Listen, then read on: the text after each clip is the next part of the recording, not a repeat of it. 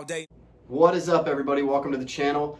Getting ready to go on a little bit of a kayak adventure with my dog, so that's why I'm sporting the hat right now, and I figured might as well just keep it on for the video. But before I get out the door here, I wanted to let you know about a little bit of a trick that I use to even maximize my margins or reduce my cost, however you want to look at it. But I want to tell you about the rewards cards that come with different stores that you would shop in. And if you watched my StockX video or any of my flip content on TikTok, then you've seen me go back in after selling shoes and stuff at StockX and redeeming the rewards for more inventory, which I was able to flip then for more stuff. So that's how TJ Maxx does it. Now with these credit cards, I mean, the ones that I think are the most useful is obviously the TJX Marshalls one. You get TJ Maxx, Home Goods, Marshalls, all those great stores with that one.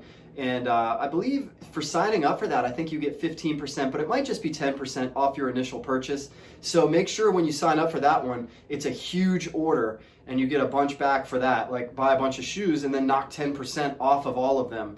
And that's a huge way to really grab a bulk buy on the front end of that. And then also you always get 5% back on the card, cash back as well. In rewards bucks, so you can take those back in and spend them at the store. And so, you know, for every I think like every $100 you spend, you get 50 bucks. So it's not bad, and you're going to be spending the money anyway. So if you have the money in your bank account and you're going to pay with your debit card, you might as well just pay with your TJX card, then go out to your car, make the payment right away. That's the key, is making the payment right away. Don't run up credit. Don't get yourself in a pickle. Don't use it when you don't have the cash to pay for it. But if you do, just reap the benefits of the reward points because you're going to spend the money anyways. And then, on top of that, it keeps all of your spending for that store kind of in a nice organized place. And so that really, really goes a long way to help you both ways there.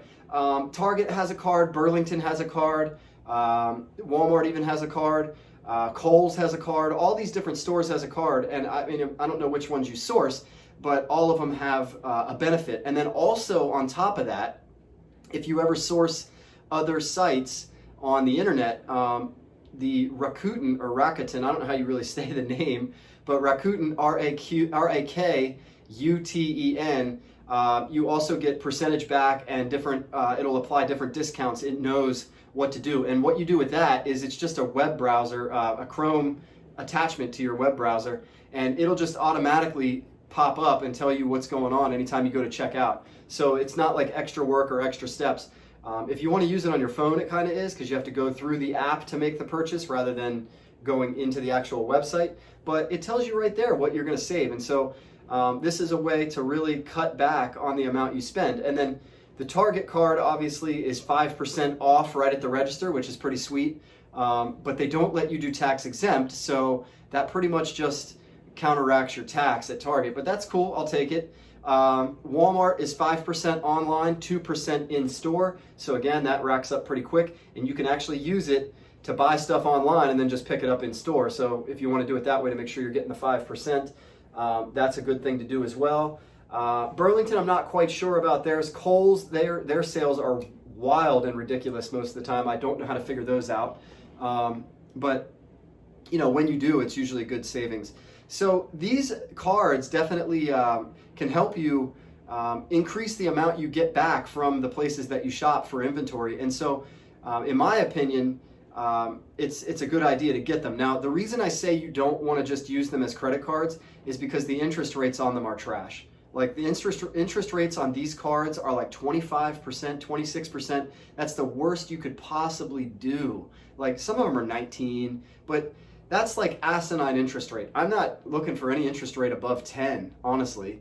And so these aren't credit cards that I would use to make monthly payments on and do credit cards type stuff like that. Don't finance your inventory on these cards. Only use it as a way to buy inventory for for the discount or for the points that you're going to get back.